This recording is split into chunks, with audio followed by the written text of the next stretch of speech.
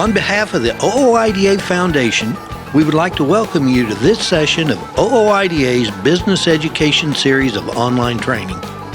This series is the most comprehensive series of business education that has been designed exclusively for the professional truck driver. There are a lot of drivers who are really good at driving a truck, but struggle to make a living in the industry.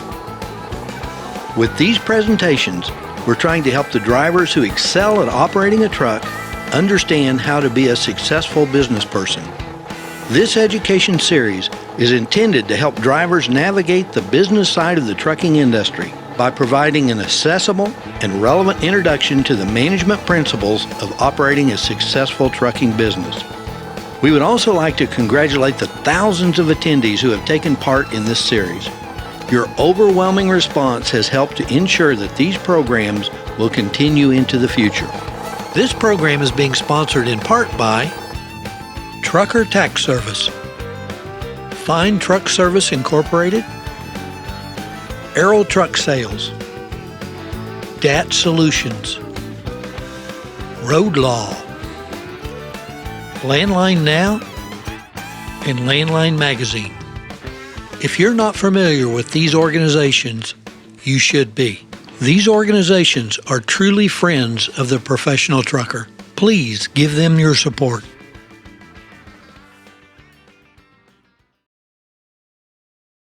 All right, let's start this program off by saying right up front, the road to passing a new entrant safety audit can be a pretty rough road, and unfortunately, not everyone completes the trip.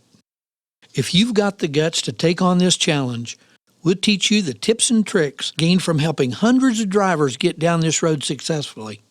If you're going to go down this road with us, I'm going to tell you right up front, it's going to require commitment and attention to detail and a lot of work on your part. But if you've come this far, it's obvious that you're serious about completing this trip. My name's Tom Gann, and I'll be your host for this program. In this program, I'll be joined by Tom Weekly. Tom is the Director of Operations for the OOIDA Foundations. What Tom and I have done is taken all the steps required to pass a new entrant safety audit and divided them into 5 parts. Each part's going to be approximately 20 minutes in length and filled with a lot of detailed information. Each part builds on the information provided in the previous part. So for that reason, we recommend that you start with Part 1 and work your way through each of the individual parts in order, 1 through 5. And of course, the great thing about online education is you can go back and replay any part of any program as many times and as often as you would like. In this program, we're going to be talking about FMCSA's 16 Deadly Sins. In this Part 2, we're going to be covering what FMCSA considers sins 1 through 6. We've got a lot of material to cover, so let's get started. Tom, you just said a second ago that if maybe I'm doing something and it's not correct, I may be able to do a corrective action. And then you kind of insinuated that there were some things that maybe if I didn't do those correctly, I wasn't even going to be given a second chance. So what are some of those things? Okay, they have what we call the 16 deadly sins, and actually FMCSA has kind of referred to them as the 16 deadly sins. And well, those sound bad. They are bad. According to FMCSA, they're bad. We may, again, disagree with some of these things, and oftentimes we do because it is more of a paper audit. These 16 deadly sins are what FMCSA considers to be those safety management systems or lack of safety management systems that just one violation and you will not get your authority. They will not allow you to continue to operate. So they are the ones that the FMCSA has determined are more serious and more severe violations. Okay, you kind of scared me to death with these 16 deadly sins. I mean, that really sounds bad. Are these things that I could accidentally do, or are these things that are going to be pretty obvious? It's hard to say that they're obvious, but they are things that once you're through with here, you'll at least know what they are. I'm not sure they're as obvious to the person who's actually going through the audit. A lot of them we would look at, or you may look at and say, well, I'm not sure that's all that important. I don't see that as a vital part of my safety management system as part of safety is concerned. But keep in mind, you're doing this for FMCSA.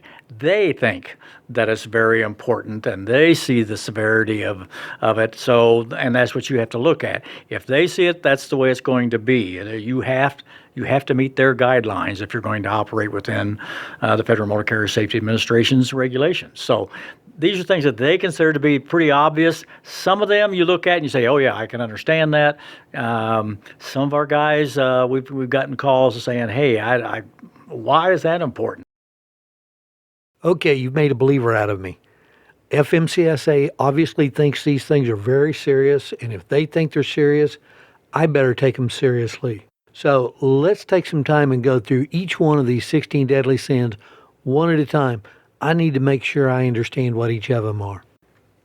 What's the first one?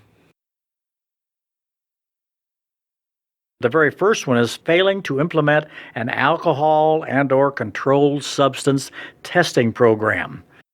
Our driver may say, well, I know I don't take drugs. You know, why do I have to be involved in a drug consortium, which you have to be when you're under your own authority? You have to belong, or all your drivers and yourself have to be involved in a drug consortium where you could be picked to go have a drug test and a random sampling of that group. And you have to be in a drug consortium group that is approved by the FMCSA. And we have that here at OOIDA. And so, they randomly pick, and if your name's called, you have to go in for a drug test. And the driver will say, well, I've never taken drugs. Why do I have to be involved in this? I can vouch for myself. I don't do that. And I think that sometimes is the attitude of people, and understandable.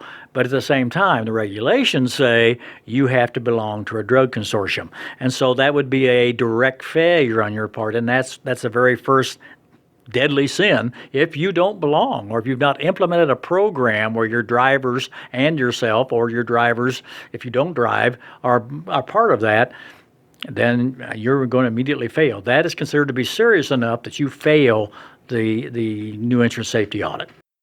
So this particular point is not so much whether or not you pass or fail a drug or alcohol test. It's more on, do I have something set up to where I can be pulled randomly? That's correct. And all of these things, the whole audit basically is based on that same safety management. And the whole idea is, do you have practices, programs in place that will maintain a good safety system within your carrier? They don't necessarily, and that's the way you do that. You say, okay, I've just implemented a program for drug use, and so I know if my guys or myself or my guys have to take a drug test. I meet the regulations. I have something in place that does that, and you're going to have that in place, and you're going to have to show them that you have that in place.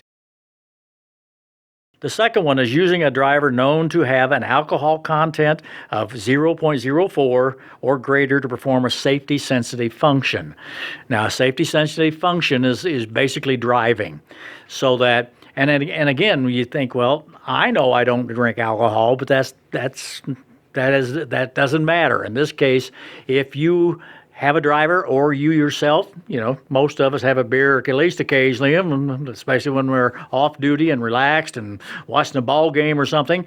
But at the same time, if I knowingly, and that's a key word, knowingly use, or if I knowingly drive, would be the same thing. When I know that I've had a couple, 3 beers and I shouldn't be driving, then that's considered to be a deadly sin. If I got a driver who I know sitting there with me having 2 or 3 beers, and he gets in that truck and drives off and gets stopped someplace in a commercial vehicle or his own vehicle, as far as that goes, and he gets a DUI, okay, that says you knowingly used someone that you knew probably had more than he should have had.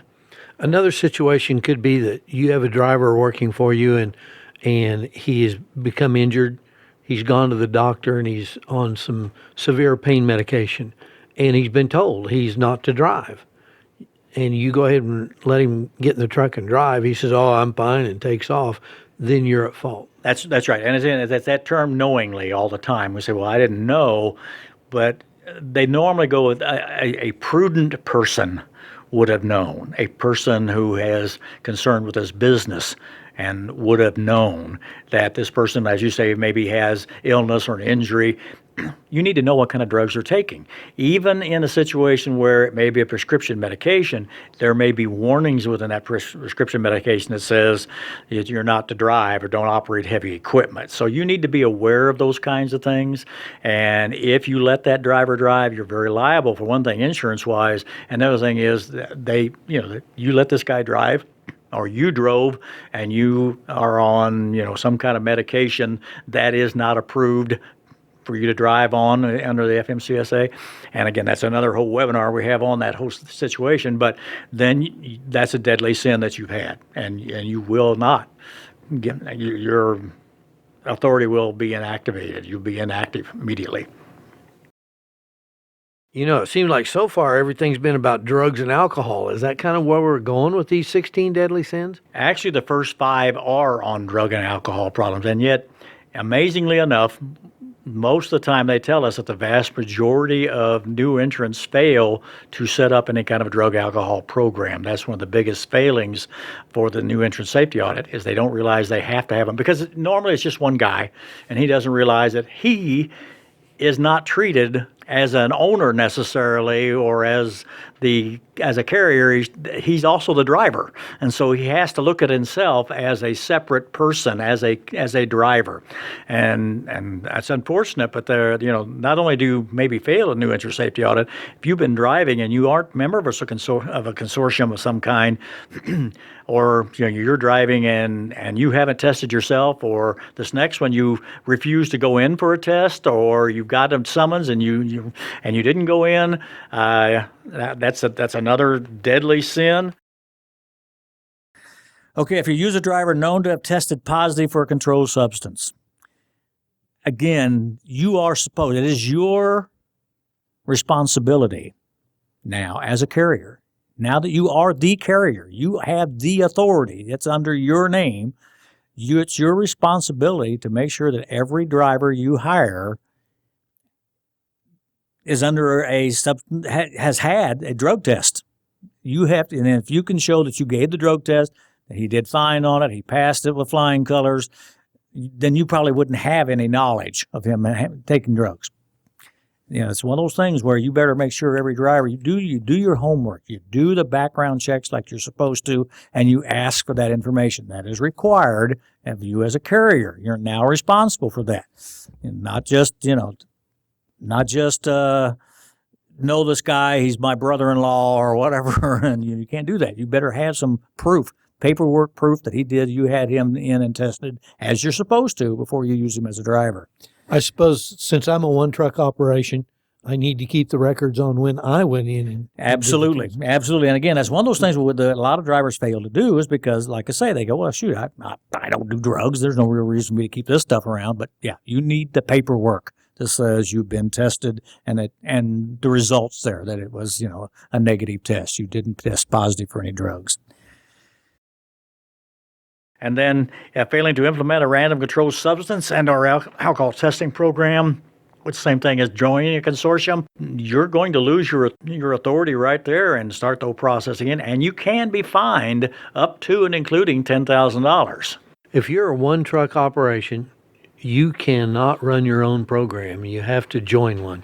That's correct. And it has to be a program that is approved by FMCSA. And again, that's probably one of those things you need to go through as a one-truck operator. You're not going to know who has those programs.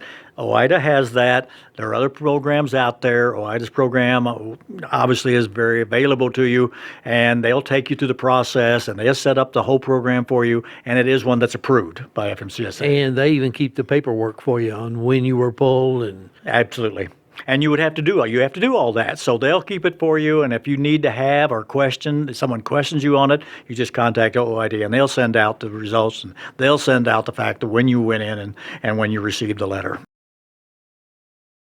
Okay, what are some of the other things that are not related to drug and alcohol? Okay, the next deadly sin is knowingly, and again, that term knowingly again, using a driver who does not possess a valid CDL.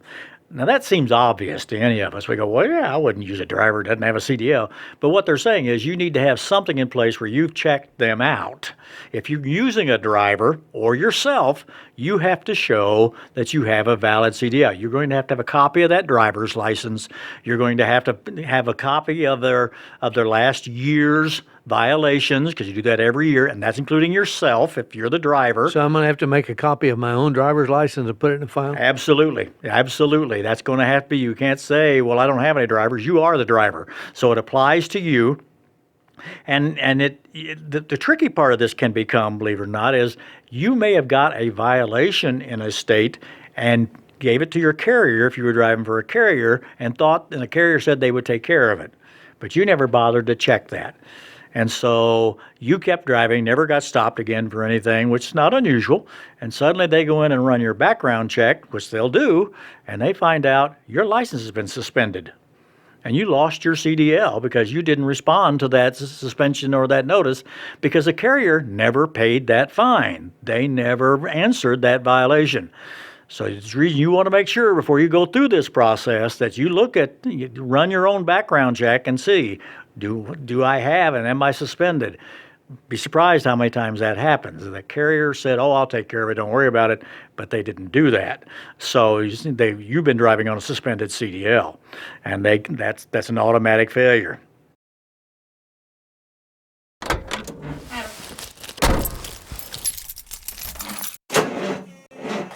Okay, it looks like we're completely out of time.